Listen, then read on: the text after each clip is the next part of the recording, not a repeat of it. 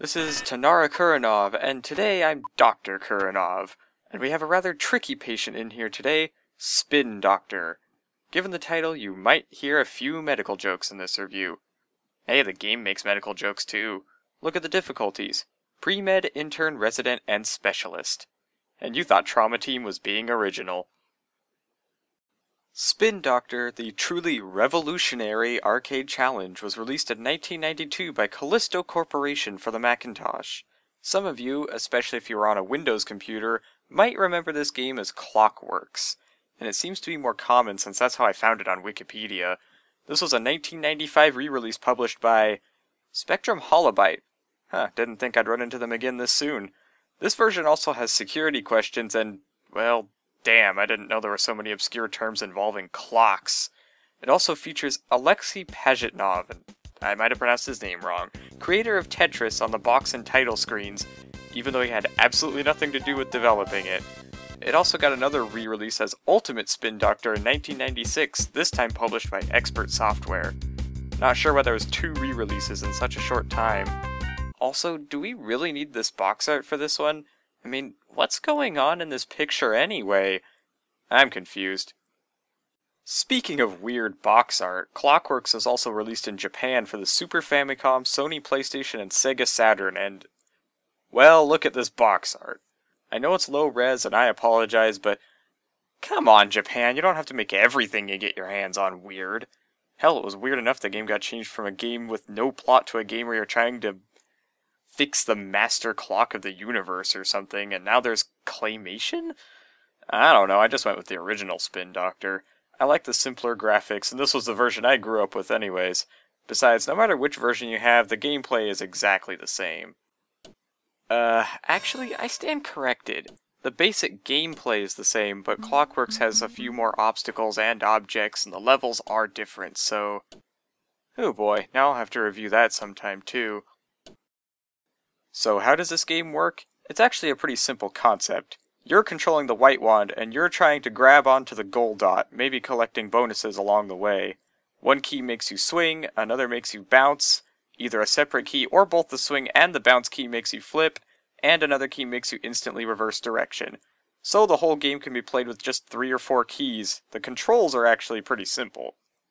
Of course, as any good gamer knows, simple and easy are not synonymous terms.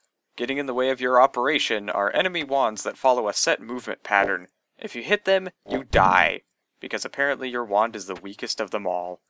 There are also spikes, bombs, doors, and acid droplets, all of which can kill you. Along with temporary dots which can leave you trapped, but taking out a temporary dot on a wand's path, along with bombs, is the only way for enemy wands to die.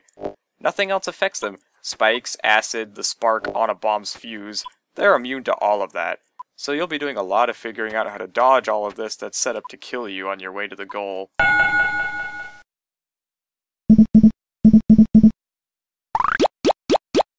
Besides, even if you're good at this game, you'll necessarily be having a lot of close calls. Whoa, jeez! Yeah, kinda like that. Ah! Yeah, that too. Ugh. If you're not good at puzzle games and thinking ahead, like I admit I'm bad at sometimes, you'll probably die a lot.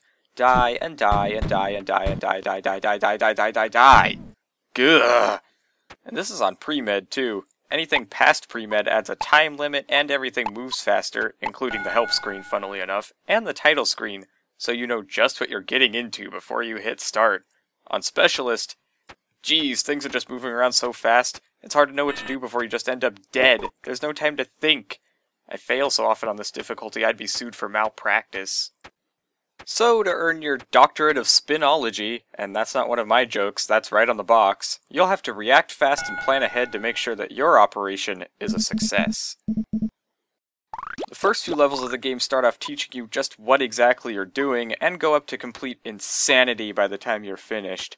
The only issues I have with the levels are the very uneven difficulty curve, and the fact that the difficulty in some levels only comes if you decide to start going for bonus dots. Otherwise, they're incredibly easy.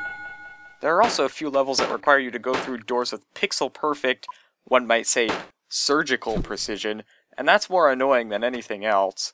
That aside, though, the fact there's 106 levels that are crafted to be challenging and yet still possible to find a workable pattern through is something to be commended. Good luck getting through all those levels in one go, though. Unless you get the levels down to a precise science, you're going to lose lives. You do get extra lives through points, but it's still challenging and you often have to risk a life to gain points anyways. But besides full game high scores, the game also keeps track of individual level scores and totals those up too. And you can start from any level you want. So if you care more about individual mastery than continuous scores, Spin Doctor also accommodates pretty well in that regard. But if somebody can get past all the levels in one go, I want to see that, and you are amazing if you can. All of that said, I think this game is worth checking out for anyone who likes a good, unique puzzle game. I haven't seen anything like it since it's been released. I copied the original Spin Doctor from my old computers and have kept playing it that way, but you can find a copy of Ultimate Spin Doctor for a few bucks, and there's an iPhone and iPod version, made by two of the original members of Callisto, Seth Lipkin and Daryl Myers, out there for $1, so there's not much excuse to not try this game out. This is Tanara Kuranov signing out, and I doubt I'm getting my doctorate in Spinology anytime soon.